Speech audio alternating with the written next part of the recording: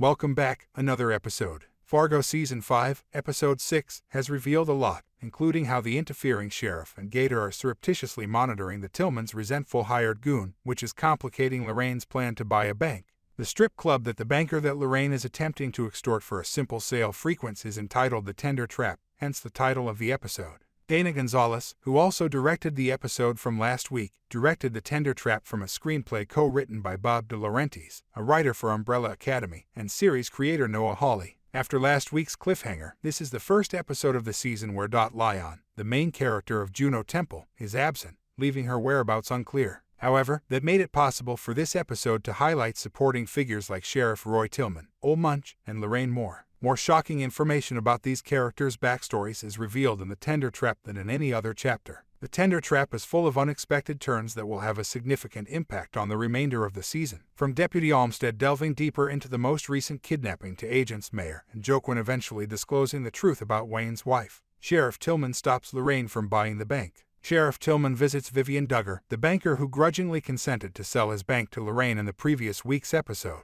in the opening scene of Fargo Season 5, Episode 6. On his way out of the Tender Trap, the strip club that inspired the episode's title, Tillman runs into Vivian, who threatens to force him to back out of the agreement in an effort to exact revenge on Lorraine for her lack of cooperation. Tillman leaves the banker's shirt and a letter that says, "Not on my watch," at Lorraine's corporate headquarters welcome in order to convey the appropriate message. Tillman discovers Gator captured the wrong man. Sheriff Tillman dispatched Gator and his team to abduct Dot's new husband, Wayne, from his hospital bed at the conclusion of last week's episode. But Dot changed the names on the doors in time to prevent Gator's group from kidnapping the wrong man. They abducted Jordan Seymour, a sick patient, rather than Wayne. When Tillman watches one of Wayne's TV ads, he discovers that the man Gator abducted isn't Dot's spouse. Jordan could identify them, but Tillman can't let him go, so he kills him instead. The kidnapping is being investigated by Deputy Olmstead. Deputy Olmstead is looking into Jordan's kidnapping after looking into Dot's. She discovers that Jordan's captors were searching for Wayne when she sees that the names on the doors have been replaced.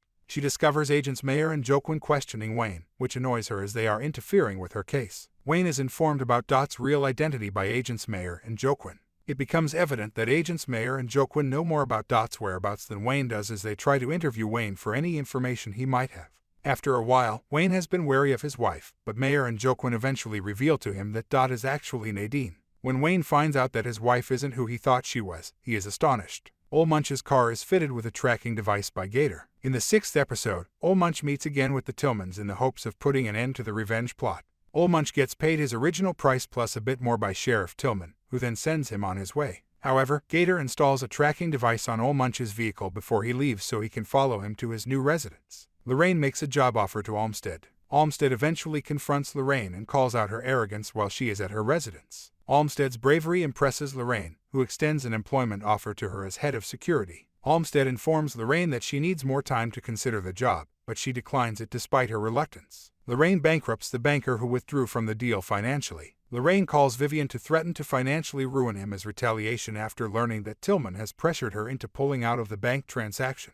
She informs him that he will live in filth for the remainder of his days and that she has locked all of his money accounts. In his first semester at Notre Dame, Vivian's son was recently expelled due to a bounced tuition check. Perhaps Lorraine's bank agreement isn't as dead as it seems. At last, Lorraine is beginning to feel sorry for Dot. Lorraine gives Olmstead a case file containing Dot's past when they meet. In the climactic sequence of the most recent episode of Fargo, Lorraine is shown images of the terrible wounds that Tillman's physical abuse inflicted on Dot as she flips through the file that Olmstead provided her. Lorraine genuinely feels bad for her daughter-in-law for once. For more, subscribe.